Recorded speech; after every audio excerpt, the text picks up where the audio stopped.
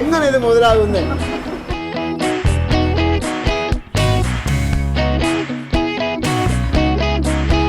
ആൾക്കാർ നാട് വിട്ട് പോയി തുടങ്ങിയെന്നേ വെളിച്ചെണ്ണ വില കൂടാണ്.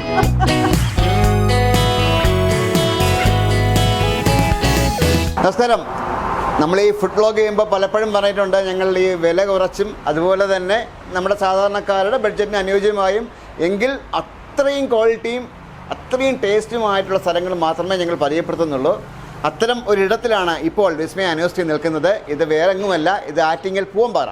ആറ്റിങ്ങൽ പൂവമ്പാറ എന്ന് പറയുമ്പോൾ നമ്മുടെ ഗസ്റ്റ് ഹൗസിന് നേരെ ഓപ്പോസിറ്റ്, ആ ഹൈവേ ക്രോസ് ചെയ്യുമ്പോൾ നേരെ ഓപ്പോസിറ്റാണ് ഹോമിയോ ആശുപത്രി.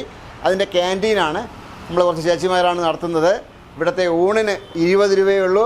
നിങ്ങളൊരു ഫിഷ് ഫ്രൈയും അല്ലെങ്കിൽ ഒരു ഫിഷ് കറിയും വാങ്ങിച്ച് ഊണ് വാങ്ങിച്ചാൽ 50 രൂപയേ ഉള്ളൂ.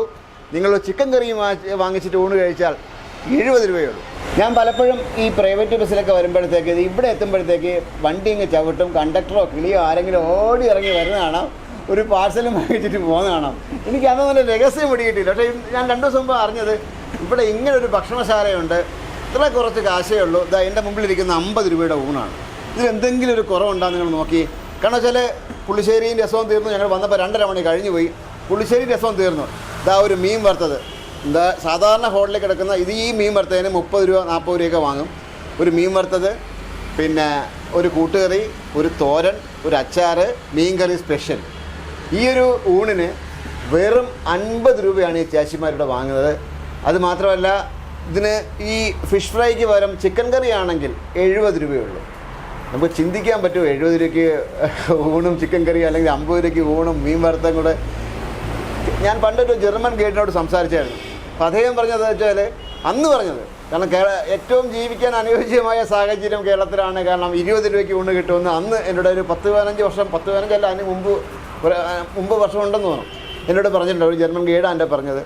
ഏതായാലും നമ്മുടെ ചേച്ചിമാരൊക്കെ കൂടെയുണ്ട്. നമ്മൾ ചേച്ചിയുടെ പേര് ബിന്ദു, ചേച്ചിയുടെ പേര് ശോഭ. ചേച്ചി നിങ്ങൾ 3 പേരുള്ളൂ സ്റ്റാഫ്? ഒരാൾ വന്നില്ലേ? നിങ്ങൾ വന്നപ്പോൾ പുളിശ്ശേരി രസമൊക്കെ തീർന്നല്ലേ? കേരള ഞാൻ 1-2 കോൾ എനിക്ക് വന്നായിരുന്നു. അത് മാത്രമല്ല, ഇന്നലെ ഞാൻ ഭക്ഷണം കഴിക്കാൻ വേണ്ടി സ്ഥലത്ത് പോയപ്പോഴത്തേക്ക് അവിടെ ഇരുന്ന ആളും പറഞ്ഞു, നിങ്ങൾ അവിടെ പോയി ചെയ്യും, അവിടെ ഇത്രയും വിലക്കുറവാണ്, നല്ല ഫുഡാണെന്ന് പറഞ്ഞു. എങ്ങനെ ഇത് മുതലാകുന്നേ? സബ്സിഡി വല്ലതും ഉണ്ടോ? സബ്സിഡി ഉണ്ട്. ഒരു ഊണിന്റെ പുറത്ത് നമുക്ക് 5 രൂപ സബ്സിഡി ഉണ്ട്. അപ്പൊ നിങ്ങൾ നടത്തുന്ന ഹോട്ടലാണോ? അതെ, നമ്മൾ 4 പേരും ചേർന്ന് നടത്തുന്ന ഹോട്ടലാണ്. കുടുംബശ്രീ വല്ലതും ആണോ? കുടുംബശ്രീയാണ്. അപ്പൊ ഈ സാധനങ്ങളുടെ 1 കിലോ വെളിച്ചെണ്ണക്ക് ചേച്ചി 420 രൂപയുടെ വിലയുണ്ട്. നിങ്ങൾ എങ്ങനെ മുതലാക്കുന്നു ചേച്ചി? നല്ല ആൾക്കാർ നാട് വിട്ട് പോയി തുടങ്ങിയെന്നേ വെളിച്ചെണ്ണ വില കൂടാണ്. തേങ്ങയ്ക്ക് വില കൂടി.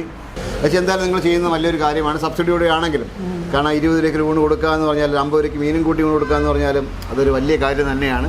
കാരണം കൈനഷ്ടമൊന്നും ഇല്ലല്ലോ അല്ലേ? നിങ്ങൾ ജീവിക്കാനുള്ള കാശെല്ലാം കിട്ടുന്നുണ്ടോ? അത്യാവശ്യം ജീവിക്കാനുള്ള കാശെല്ലാം കിട്ടുന്നുണ്ട്. ഉച്ചവരെ മാത്രമല്ലേ ഉള്ളൂ? രാവിലെ കാപ്പിക്ക് എങ്ങനെയാ കാശൊക്കെ വരുന്നത്? അതിനൊക്കെ വിലക്കുറവുണ്ടോ? ഊണിന് മാത്രം സബ്സിഡി ഉള്ളു. കാപ്പിയെല്ലാം മുട്ടക്കറിയൊക്കെ എത്ര രൂപ കൊടുക്കുന്നത്? 20 രൂപ. ഓക്കെ. സാധാരണ റേറ്റ് കടയിലൊക്കെ 20 രൂപ, എല്ലാം 20 രൂപയാണ്. അത് സാധാരണ റേറ്റ് തന്നെയാണ്. എന്നാലും ഈ ചിലപ്പോൾ ഒരു 20 രൂപയും കൊണ്ട് മാത്രം ഒരു ദിവസം ജീവിക്കുന്ന ആൾക്കാരുണ്ടാവും അല്ലേ? കയ്യിൽ കാശൊന്നും ഇല്ലാതെ ഒരു 20 രൂപ കൊണ്ട് നോക്കണ്ടോ? എന്തായാലും നിങ്ങളെ ദൈവം അനുഗ്രഹിക്കട്ടെ.